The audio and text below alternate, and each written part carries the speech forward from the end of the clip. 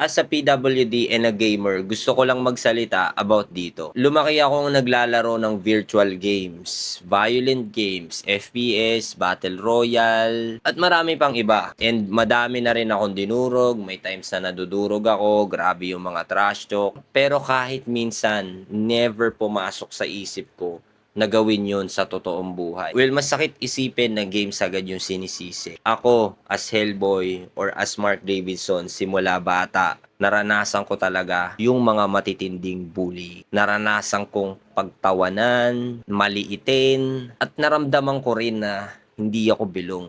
Pero, never kong naisip manakit. Pero never kong naisip gumante o manakit gamit ang anong bagay sa kahit sinong tao. Sa totoo nga lang, gaming yung isa sa dahilan nung bata ako na I feel na belong ako sa ibang mga bata. Yung naramdaman ko na meron akong lugar. Bilang isang PWD, hindi madaling makipagsabayan sa totoong buhay. Pero sa games, wala akong label. Hindi ako hinuhusgahan, nakakabuo ako ng friendships, nakakapag-team up, nagtatawanan kami, at may taong tumatanggap sa akin bilang isang teammate o kalaro. Gaming didn't teach me violence. Gaming taught me teamwork, communication, patience, na hanggang ngayon nagagamit ko pa rin sa tunay na buhay. Nalulungkot ako sa trahedya at nakikiramay ako sa pamilya ng mga biktima. At naniniwala akong mas komplikado ang ganitong pangyayari kaysa sisihin ang video games. Kasama rito ang bullying, mental health, access to weapons, family environment. Pero wala na ako sa posisyon para magsalita about sa ganun. Kaya sabi ko lang, wag nating sisihin ang milyon-milyong gamers na ginagamit ang games bilang paraan para mag-enjoy, makipagkaibigan, at makatakas sandali sa hirap ng buhay. For some people, games creates violence. Pero para sa akin, bilang PWD, games creates belonging. It creates inclusion and sobrang laking pinagkaiba nun. This is Hellboy 101. Keep going, guys.